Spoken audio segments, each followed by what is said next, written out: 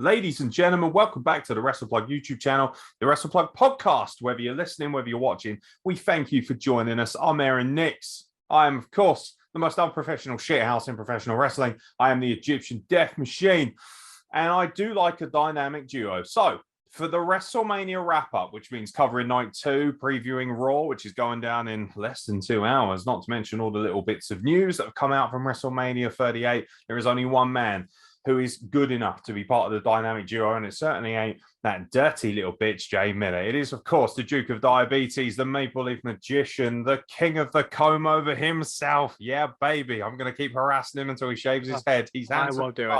But he'll look so much more handsome when he's bald. He is, of course, Canada's second favorite destroyer, Kyle Wilkinson. I'll just wear a hat, dude. They'll never know. Mate, if anyone gets a better intro than you in wrestling, I'd like to hear it. I'd like to meet that person, and there's a lot of effort that goes into that. I'll tell you, that's probably as complex and as intriguing as things will get.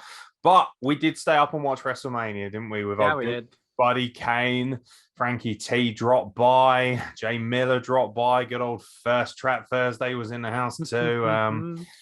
And of course, we had 9 matches actually, technically. So if we want to, that's fair.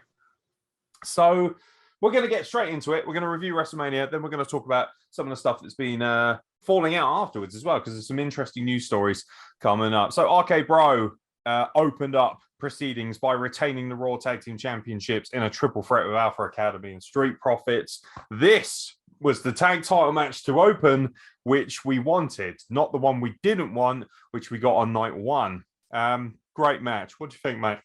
Oh, it was a banger. These 3 teams, especially RK Bro, have been the backbone of Raw for the better part of like 8 months. They're the most entertaining part every time they come out. Just seeing Riddle wear Randy down just bit by bit. It's endearing. And to think I would be cheering for Randy Orton in 2022, just having a grand old time with Riddle. It's not what I expected, but it's been a pleasant surprise. And the match was excellent. Yeah, it was high octane. The athleticism was great. This is what happens when you have 6 wrestlers that are very capable, but are all really well polished. I think Otis is getting bigger.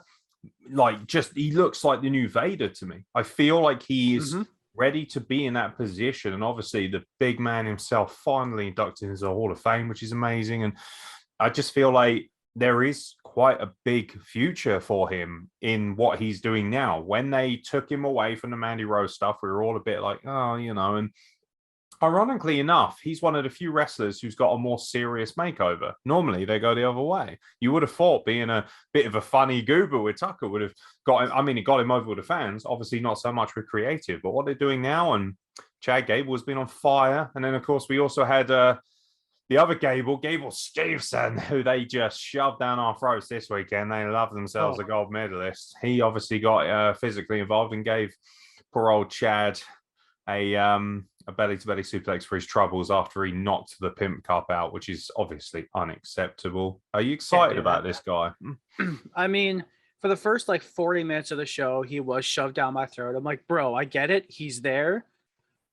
That's cool. He's an Olympic gold medalist. You had really good success with one of those before. But we know he's there. He was drafted last year before anything this is the first physical thing he's done, which is what actually made it a little exciting. He's got traps bigger than my head. It was ridiculous. I'm excited to see where they go. And honestly, if he's in there with Chad Gable, who's one of the best just pure in-ring guys they have, that'll get naughty. He'd be pretty awesome if he made his debut tonight on Raw. They've had him out. What if Chad Gable comes out and he's like, yo, bitch, you want a WrestleMania moment? I'll give you one on Raw. And then they just go out and have a 15-minute technical banger. That's going to get him over. Let's just hope it's more Kurt Angle than it is Jason Jordan.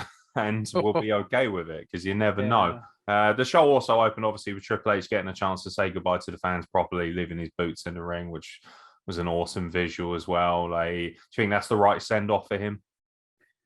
Until he gets put in the Hall of Fame next year, yeah.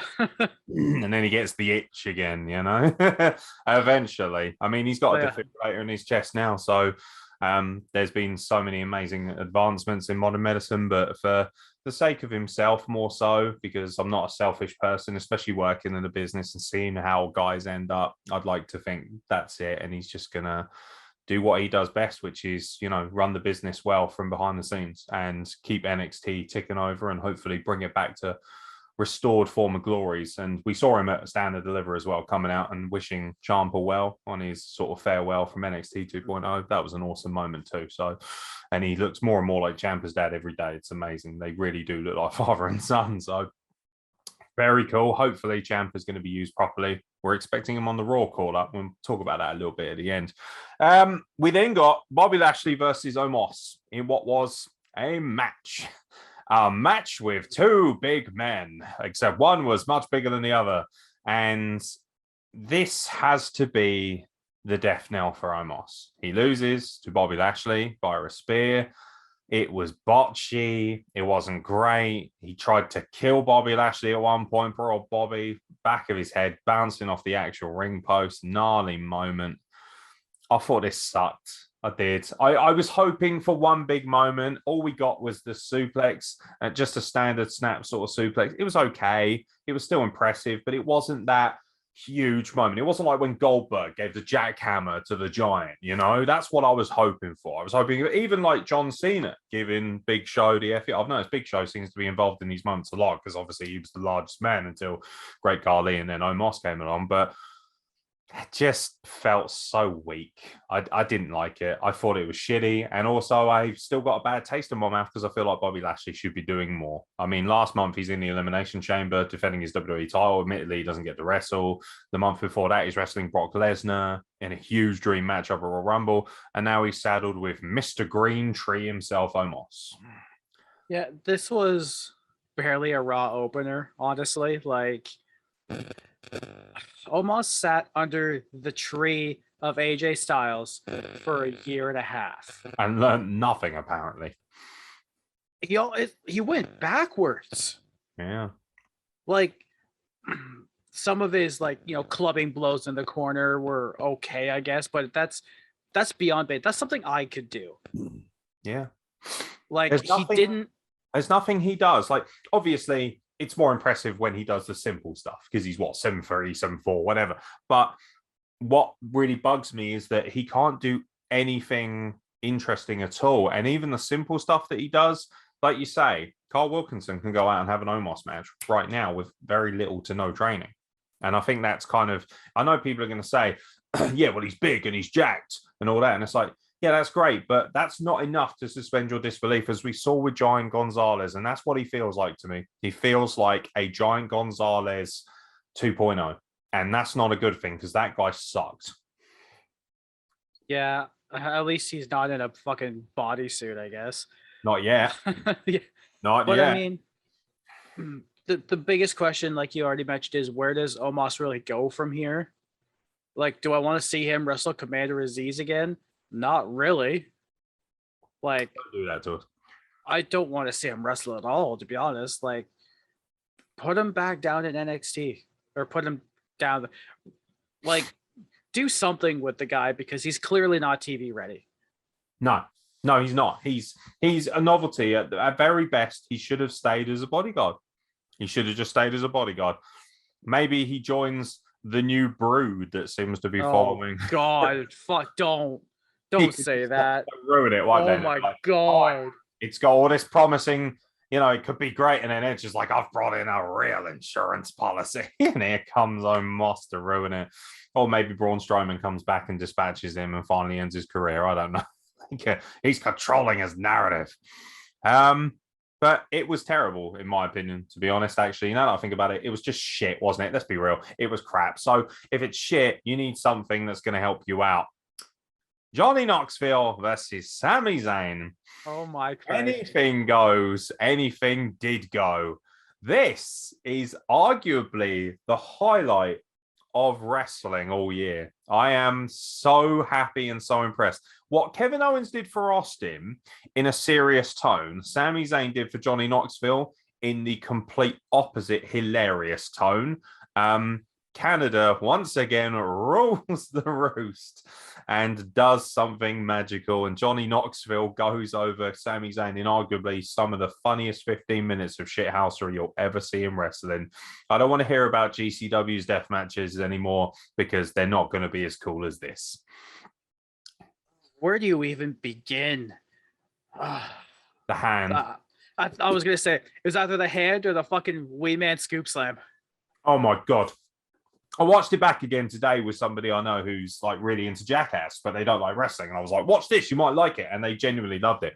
And I watched it back and listening to the pop when Wee Mans gets him up for the scoop. I was like, oh my God. And Party Boy's in there grinding his ass on Zayn. He's going to go, oh, get off. That's disgusting. Oh, Christ. Like selling everything and then getting done with a mousetrap, which almost didn't work. The giant mousetrap. What can you say? It was fucking stupid. It was fucking bullshit. And most importantly, it made me super fucking happy. That's what it did. It made me super happy because we take wrestling so seriously. We're all guilty of it. But this was unapologetically stupid, as it should have been. It was Jackass. It was like, hey, here's 15 minutes of Jackass forever on a wrestling show. That's what that was. And it was great to see. Both men delivered fantastically well. Johnny Knoxville is just hilarious. And Sami Zayn is just an amazing, amazing person who is willing to do whatever it takes to get himself over. And hey, the celebrity world, they're talking about him plenty. So mission accomplished, boys. Well done. Very impressed. I said the same thing about KO on night one. Losing here doesn't actually affect him in any way. No. Because Sami was so over. Like, don't get me wrong, I think the Jackass crew was more so. Like you said, when Wee Man came in, people lost their fucking minds. They were furious. That big boot he gave him, that stiff big boot. They were fucking actually furious, the fans. They were like, how dare you beat up a midget? And as I always say, if you beat up a midget, then you get great heel heat. And fucking amazing. People were actually visibly showing the middle finger on the camera. It was just, I thought it was great shit. I love this. This was probably, in many ways, the highlight of the night for me. I thought it was fucking fantastic. It completely usurped so many things it should not have, and I'm okay with it. I thought it was great. The people who don't like it, by the way, on social media, cry me a fucking river because this match will make more money than you'll probably ever make in your life. Yeah, just have a laugh, you stuck-up cunts. Honestly, like that wasn't supposed to be a wrestling clinic. Yeah, like, see, with me, like, because I like wrestling comedy, but I like to know that it's in the comedic section. I don't like it when it gets, like, for instance, when Kenny Omega's your AEW World Champion, he's rolling around 69ing and being comedic. That's shit to me. That's garbage. That makes the business look, disreputable. But on the flip side of things, when you clearly say, yo, this is comedy, this is celebrity, this is bullshit, and you're going to have fun, just suspend your disbelief for 15 minutes and just be an idiot. Perfect. Great stuff. Great fun. Right where it needed to be. A great palate cleanser. Then the women come out and you're thinking, like, I was excited about this match, but let's be honest, the majority of people were thinking piss break, aren't they, for the women's tag team title match. I thought it was fine. But there's only one thing I want to talk about, and that is the fact that literally the dream woman of my life, Liv Morgan, came out dressed as Catwoman, which was just something special to behold, to a point where I honestly almost fainted while we were doing the watch along. I was like, holy shit. But to be fair, I actually thought this match was okay. Went a little bit longer than I thought. It only went 10 minutes, but it felt like 20. Like, it did go on for a little while. And we got what we thought we would get, which is the high-profile marquee talents in Naomi and Sasha Banks as new tag team champions. That's the right pick, yeah? I think so. I mean, I'm still waiting for Liv to get that first title. Like Batman and Catwoman, because Rhea came out. There's only one title Liv Morgan needs, and that is Mrs. Nix, man. That's what she needs. But like I said, the match was fine. Like, it obviously wasn't up to the caliber of the two singles championships from the night before, which is fine because, like, all 8 women in there are respectable workers, but the 4 in the championship matches are obviously on that next level up, which is fine. Everyone's got a place on the card. But yeah, I mean, it was fine. It definitely wasn't a piss break match. It was no, you do that with Lashley and Omos. That was the piss break. And yeah, it was fun. We got what we all thought we would get, and hopefully Sasha and Naomi could do something with these titles because no one else has really seemed to. 2 sets of women's tag titles, and I noticed over the weekend they both put them back on people with more reputable skills. You know, the NXT women's tag titles are now back on Dakota Kai and Raquel Gonzalez, which is, to be honest, I thought Toxic Attraction were just fine. But I mean, who doesn't think they're just fine? Come on, baby. Just is not word there. But yeah, no, I thought he was good. I thought he was serviceable. Definitely a bit more undercard, mid-card, but it was fine. Like, it didn't offend me. And obviously, you know, what do you want me to say? Like, I love women's wrestling, and people are going to think, stop being cretin, stop being a pervert, blah, blah, blah. And it's like, yo, these women are next level beautiful, and they deserve to be credited for their talent in every sense. You know, whether it be their beauty, whether it be their technical ability, whether it be their hard graft, their empowerment. And every single one of them was fine. Gotta say, once again, I know I'm going to sound like such an arsehole. I thought Natalya added nothing to this match. Nothing. And she's Canadian. And she's a fucking Hart family member. And that really speaks volumes, because anyone who knows me knows it's all about the Hart family, in my opinion. And I don't see the point. I know it sounds horrible to say. I don't want anyone to lose their job, but I couldn't care less if Natalya is never on TV again. Whereas Shayna Baszler, I feel, should be doing so much more. And she just feels like such a bit part. And that's probably the only letdown from this match, from my perspective. Edge versus AJ Styles. I told you it'd be the longest match of the night. 25 minutes of a masterpiece in storytelling. Hot take. This is what I think Cody Rhodes and Seth Rollins wanted to be, but it just wasn't quite as polished. I mean, absolutely fair. Really. I mean, Masterpiece. I saw it online. Edge is 48 years old. AJ Styles is 44. And they still had the second best story, maybe even the first best storytelling match of the entire weekend. These guys are both still at the top of their game. Edge was gone for over a decade. We all know about it. Just thinking about it can reduce an old man to tears. But he's back. He is... I don't even know how to describe the new gimmick, but I'm liking it for so far, because Edge can turn chicken shit into gold. Like, it won't matter. The theme song is still taking some getting used to, only because Metalingus is just so iconic. But the new one's still Alter Bridge. It's fine. The entrance was fire, quite literally. AJ got hit with pyro or something. He was bleeding on the cheek on the way down, which was funny. We're like, oh, he Goldberged himself. I do actually have an article here that I got. The cut on AJ Styles' face as he was heading to the ring was caused when he hit the WWE Wrestlemania 38 stage. Styles made his way to the ring for his WrestleMania 38 bout, sporting a noticeable gash. The cut was the result of Styles bumping his head on the star-shaped entranceway, as captured on video by Wrestling Inc. If you go on Wrestling Inc.'s Twitter feed, they actually have a video of it. No. It's like, it's a bit of a shame. Thankfully, it wasn't worse, to be honest, because it could have easily gone. I mean, you could have a fucking eye out pretty easily there. So, you know, good news that it wasn't that. So, yeah, no, luckily, nothing too drastic, but it certainly didn't detract from the match. Did it live up to the hype, though? Do you think it was as good as we wanted it to be? I think the ending did fall a little flat for me. I understand what they're trying to do, and that's fine. And I can't think of a better guy to do it for, because Damian Priest is great. Do you think Damian Priest should have physically interfered? I don't know if he should have been there at all. I don't think it was necessary. Maybe a post-match beatdown, fine. I'd be okay with that. But I would have, I think, just preferred it was just the pure one-on-one. But the match itself was weird. There were some submission transitions in there that I didn't realize Edge could do. Like, he is so technically sound, and we all just remember how good of a character Edge has been. He was never a poor ring worker, don't get me wrong, but like rolling out of the calf crusher into a crossface and just chain wrestling. It was incredible. He's masterful, Edge. Like I genuinely think he's moving his way towards the Mount Rushmore of wrestling, at least in my opinion.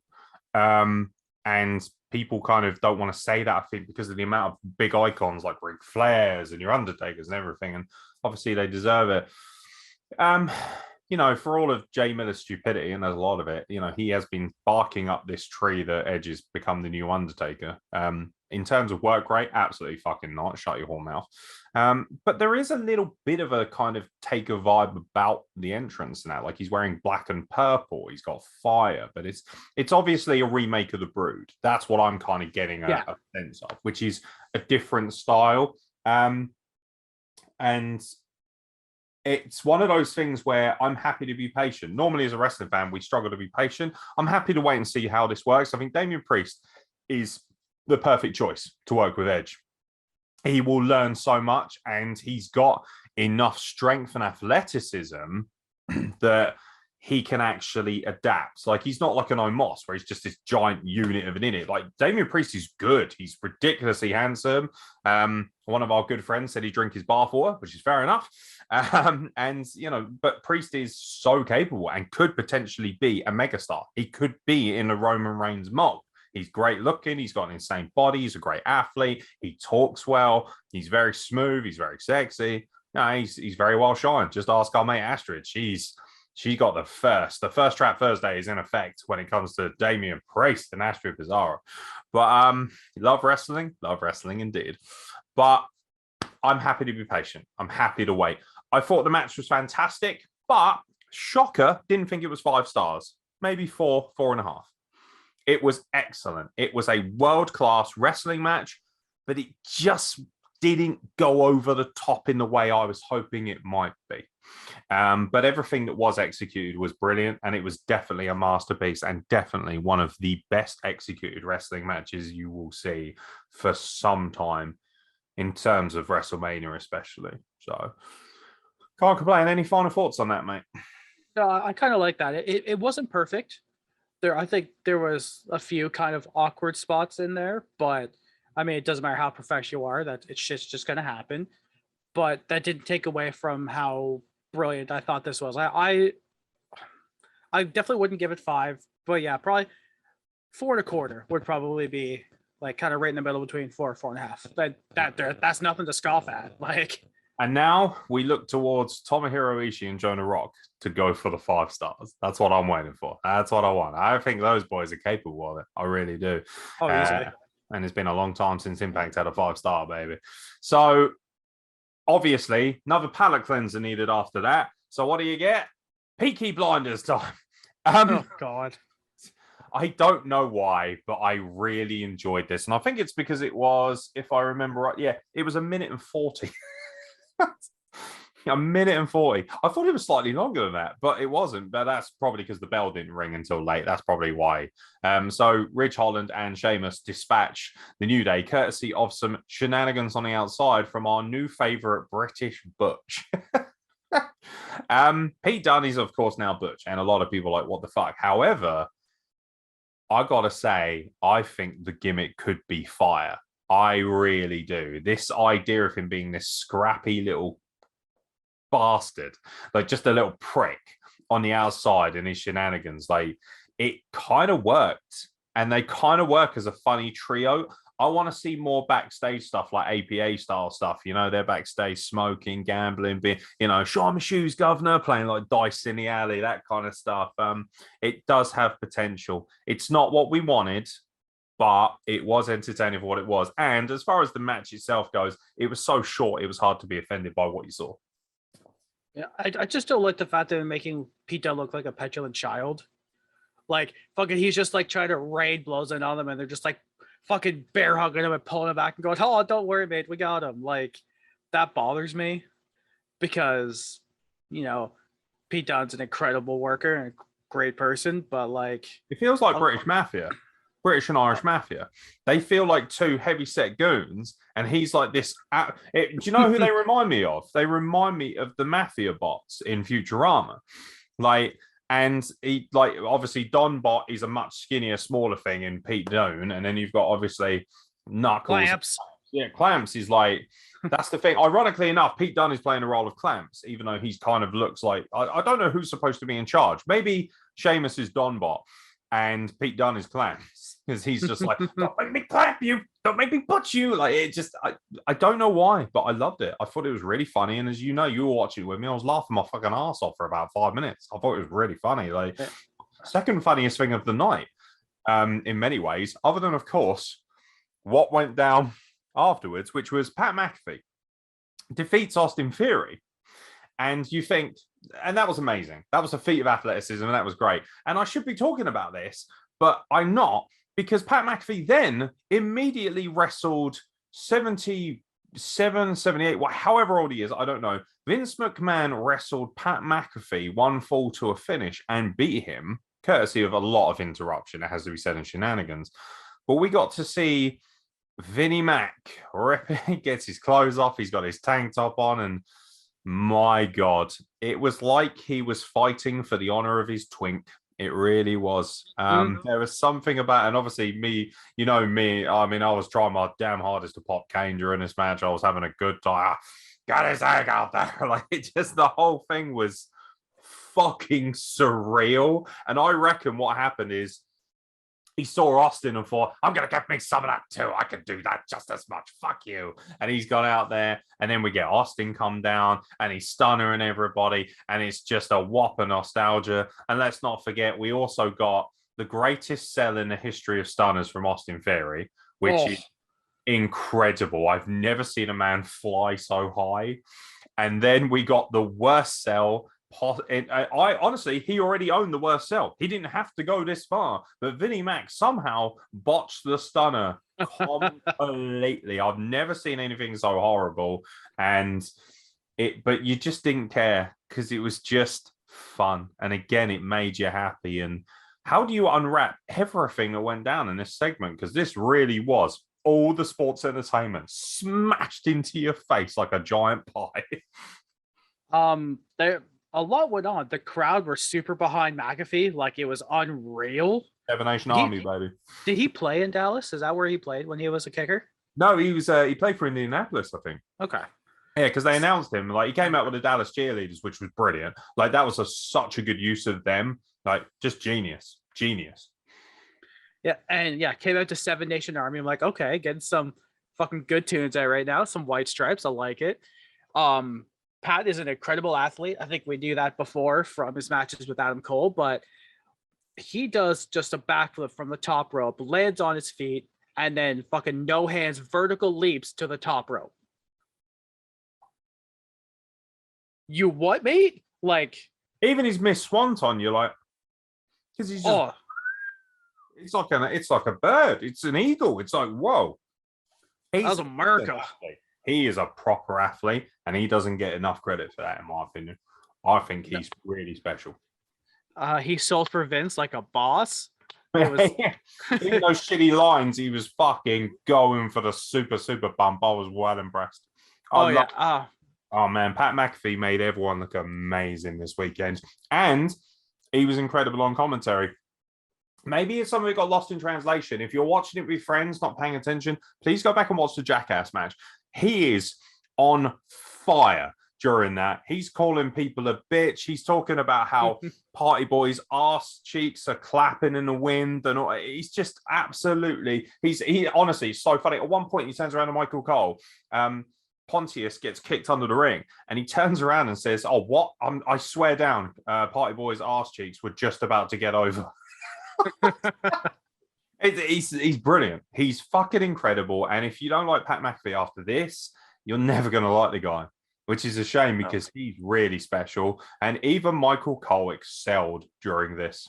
And that is saying something because I detest Michael Cole. But seeing him jumping around like a cheerleader, willing Pat McAfee to beat Austin Theory was actually really fucking cool.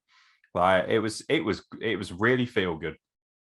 And then the best scene of that, I think, is after Austin dispatches everyone with a stunner. He's like, "Here, Pat, have a beer." Gives him a stunner, which is fine. But it later pans to Pat. He's laying against the announce table, just like KO'd, but he's got a beer in his mouth and he's just pouring it, just like I've been given a beer by Austin. It doesn't matter. Just it was the best thing. He's brilliant. He gets it.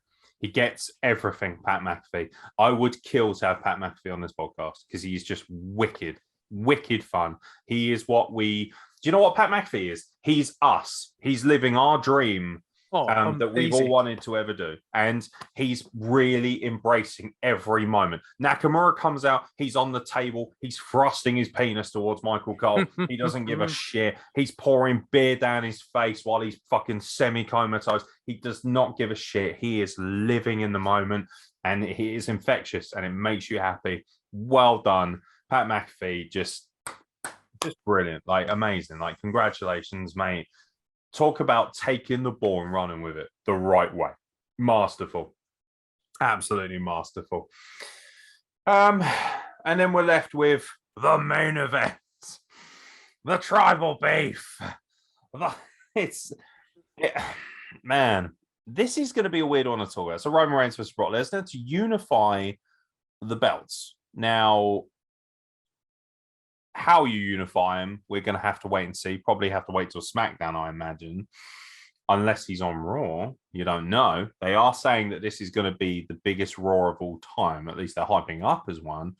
So Roman Reigns retains the Universal Championship and obviously collects the WWE title, courtesy of a low blow and some shenanigans. Now then, big stories coming out saying that the triceps, his triceps were torn or displaced or something. You know, when he's screaming that his shoulder's out at him, legit, apparently a big problem there, which is why he was struggling to lift both belts. It's an immortal image. It is. How'd the match work out, mate? Does it live up to the hype? They obviously it doesn't. They called it stupendous. They said it was going to be the biggest WrestleMania main event of all time. It wasn't. It's not close to some of the special ones, but did it live up to the hype of what you would expect from these two? I think this was their best clash since Mania 31. I still think 31's better. I still think that's their best match.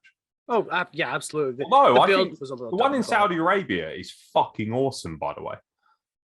Like I thought the Saudi Arabian match is better. I don't think you've seen that. That's the one where Rollins faced Edge inside Hell in a Cell as well. Oh, yeah, I didn't watch that. Yeah, no, which is, by the way, that's a masterpiece. But yeah, no, I feel like they can have spectacular matches, but they also have some real duds. And this was kind of in the middle. This was okay. This was fine. But maybe the pacing, maybe the injury. Apparently, it was due to go a lot longer. I think it went, 12 minutes, which for them two is surprising. I thought this was going to be WrestleMania 33. Like, hit the L1 button and get out as fast as possible. But it's Brock Lesnar who just takes a clean pinfall. So, ironically enough, Brock Lesnar has had, I think, 3 big marquee matches this year. I think it might just be 3 matches full stop, unless he's wrestling on Raw and I haven't seen it, or SmackDown. And he's jobbed out twice. So, it's very interesting. I kind of feel like Brock Lesnar has been humanized quite a bit to us. He's having fun. He's having a good time. He's coming out with his dungarees. But when it was all said and done, this just didn't strike the chord I wanted it to. It just felt very mid. I mean, I could see Brock maybe walking away after this. Like, what more does he need to prove? What else can he do? Like, unless he's going to face like a marquee talent. But hasn't he? The thing is, Brock Lesnar's been around long enough now that he's faced everyone, hasn't he? He's faced Goldberg, he's faced Reigns, he's faced Cena, he's faced Undertaker. Like, there's nobody there for him to face. He even faced The Rock, didn't he, early doors? Like, there's nothing there for Lesnar to do. What else do you do with him? Yeah, I mean, I imagine he'll probably take. Maybe he won't retire, but he's got to take some time away because. Put him against Conor McGregor at WrestleMania. Oh, that'll sell. That will sell. I don't give a shit about McGregor, but he'd make a lot of money. He would. But I guess we gotta switch gears here now. What does Roman do? Because I saw online he's going to be on Raw tonight. Awesome. So I think I saw like a clip on Twitter as well, like him like putting his shoulder back in place or something, because I guess it popped out for a second.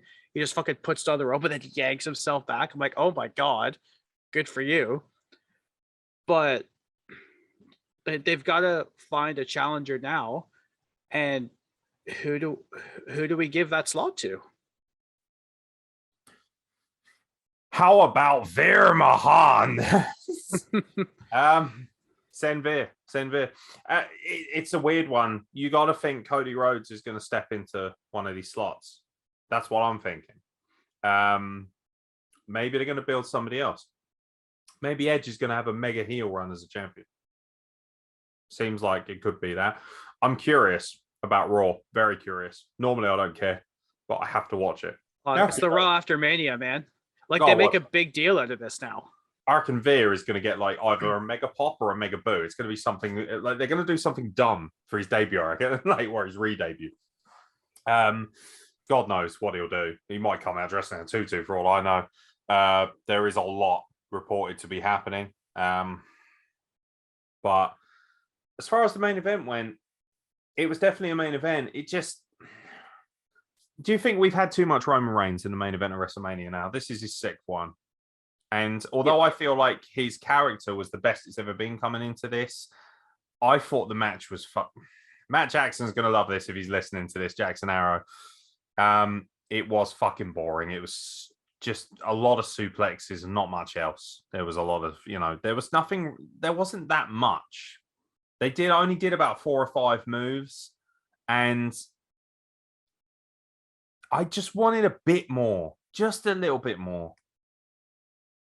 I mean, that's all we usually get from these guys, though. Like, at 31, that was fun. And then as it happens more and more, you go, okay, like, I think the only different move I saw Brock did the Kimura lock. The build was better than the match. Yeah, absolutely. And unfortunately, if you're... didn't do the build justice. I think that's where my problem is, because the promo package with Metallica was epic. It was a modern generation's My Way in a lot of ways. Not as good in my opinion, but close. A great fucking, you know what WWE is like. When they do it right, they do better videos than anyone else. But I think my biggest problem is the match did not cap it off. It was not the cherry on top of the perfect build. It wasn't. And the build was excellent, and there was no Paul Heyman turn, and just a bit flat. A little bit flat. I think it was very predictable. It was predictable, which is annoying because I picked Lesnar as well. But then I also picked Ronda Rousey, and am I going to pay for that? My God. That's unreal. But I don't know, like, I thought the match was fun. Like, it was still fine. Like, both these guys are good, but you're right. It didn't seem to kick out a second gear. No, it didn't. It was too slow. It's too slow as well. Do you know what? This will trigger Jackson Arrow. I think they should have gone 4 minutes and gone fucking car crash 100 miles an hour, because I would have preferred that to what I got. I know Roman's character is like very methodical. I understand that, where you just kind of take it slow, Superman punch after Superman punch, but slowing it down. But we know these guys both have explosiveness to them, like explosive power. Yeah, and there's a little bit at the beginning with Brock in the cars with the shoulder tackles, but it started quickly like that and then just kind of meandered along for the next like 10 minutes. Yeah, it felt like they were doing a whole lot of nothing. It's just how it felt. Bit of a lackluster ending to what was overall a world-class Mania, though. Like, WrestleMania 38 over both nights, if you look at it honestly, was excellent. Like, I thought it was excellent. A lot of the stuff that shouldn't have delivered did. It got off to a slow start with the first couple of matches on night one, and then it just built. As a complete wrap-up, how was WrestleMania for you? One of the better ones? I had a lot of fun with this one. It's obviously better when you watch it with your friends, just sitting here shit talking. But I still enjoyed it. I really, really did. I love the 2-night format now, because you don't have to rush everything. You can actually digest things. And it's not just, you get 17 matches and they're all going to last 4 minutes. Like, you can actually let things breathe. And for some reason get Vince McMahon wrestling. But hey, the old man needs a spot. It's his show. Go for it. Don't you touch my twig. That's my twig. I mean, I had a lot of fun. I honestly, I think I enjoyed night one a little more, but that's honestly just because of Owens and Austin. Like was that was my WrestleMania moment of the weekend. Well, I do have the producers for the matches here for WrestleMania Night 1 and 2. And the reason I bring it up is because Pat Buck is apparently done with the company now after last night. And that was his final work. He said, I've produced at the highest level and now I want out. I want a break. I'm like, cool. I understand that. So Chris Park was the producer for the Raw Tag Team titles from night 2. Don't know why, but the article starts from night 2. Adam Pearce produced Bobby Lashley and Omos. He needs talking to. He doesn't, man, honey. Ken Duane and Shane Helms produced Johnny Knoxville and Sami Zayn. Of course, the Hurricane's in there. Yeah, I feel like he's perfect for that. Interestingly enough, you'll find this very interesting. So for the women's fatal 4-way tag match, Tyson Kidd, Sean Daivari, and Molly Holly were the producers for that match. So, I mean, it makes sense. Now, this is where you're going to lose your absolute tits because I would have loved to have seen this. Guess who produced Edge and AJ Styles? Oh, God, was it? P.T. Williams. Oh.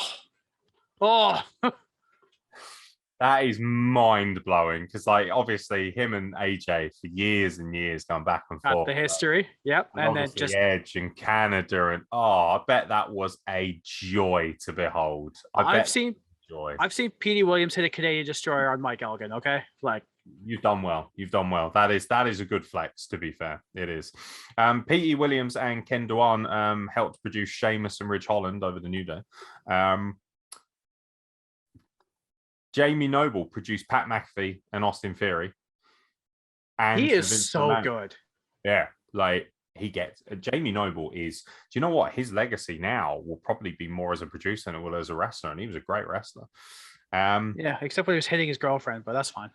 Pat, oh my lord, no, I do remember that actually. Oh yeah, she went blind for a while, didn't she? Pat Buck, WWE Hall of Famer Michael Hayes produced the main event with Roman Reigns and Brock Lesnar. Michael Hayes only had in one match on night 2 that night. Wow. That is interesting, isn't it? So for night 1, Sean Daivari produced the SmackDown Tag Team Championship match. Chris Park produced Drew McIntyre and Happy Corbin. Shane Helms and Adam Pearce produced The Miz and Logan Paul over the Mysterios. I mean, that's how Shane Helms was very much involved in celebrity stuff. Very cool. And probably a reason why they did well, actually, because he's very trustworthy. He's very cool, isn't he? He's very cool, Shane Helms. Tyson Kidd and Molly Holly produced Bianca Belair and Becky Lynch. Well done. Perfect. Obviously. Tyson Kidd is just a godsend, man. Yeah, I'm telling you. Molly Holly was involved now. Brilliant. Yeah. I couldn't think of anyone better to produce women's matches. Jamie Noble produced Cody Rhodes and Seth Rollins. Again, well done. Pat Buck produced the SmackDown Women's title match between Charlotte Flair and Ronda Rousey, and Michael Hayes alone produced the KO show and Steve Austin versus Kevin Owens. So, well, I mean, credit where credit's due. Yeah, like I'm not the biggest fan, but fair enough. So that's the producers for WrestleMania, and that pretty much wraps up WrestleMania. Any final thoughts, mate? I'm just glad we had watch along together, man. It made it so much more fun when we're just losing our mind. I'll never forget how hard you were dying when the Jackass match was happening. Like that was incredible. Yeah, I it's nice. Like those are the memories we'll have. Like when we're friends in years and years and years time. I'll never forget. You know, the virus came, Michael destroying Jay Miller. I will never forget just the sheer shit housery while Vince McMahon's out there and I'm in full Vince mode doing the voice. Like, it was fun. It was entertaining. And even though not everything works anymore and we always have things to complain about and terrible booking decisions and whatever, when they always drag you back in. WrestleMania always pulls you back in when you think it's not going to. And this was just like WrestleMania 31 in the sense of I didn't think it was going to be much and it ended up being fantastic. I really was like, oh, whatever. It's WrestleMania. I'm depressed. I'm fucking miserable. I'm having a rough time. WrestleMania helped along the road of recovery for me. It was great fun. I really enjoyed it, and I'm actually very excited about Raw. So what more can you say? Tell you what, ladies and gentlemen, if we're very lucky, you might get to see Carl Wilkinson review Raw with me on the YouTube channel as well. So instead of 3 minutes, you might get 30 because it might be worth the review, I think. I hope it will be. I really do. I hope they're going to give us something special in Dallas, Texas. But for now, I think we'll leave you to it. Hopefully you guys are recovering well. Hopefully you've got the time to watch this, to listen to this, to get just that little bit more wrestling in your system, and then you can just settle down and relax. It's going to be a lot of people who have phoned in sick for work today, and there's going to be a lot of people who are going to be awfully fucking tired after Raw tonight. I feel like NXT might be the least watched show in the history of NXT tomorrow night because nobody can take much more. I don't think it's an exhausting weekend. However, from myself, Aeron and from Carl Wilkinson, thank you very much for watching. Thank you very much for listening. It's been over 5 years now, the Wrestle Plug, and hopefully there'll be 5 more years of us looking absolutely shattered. But until then, we'll catch you very soon for more content from the Wrestle Plug. Wrestlemania! I don't think I have energy for anymore.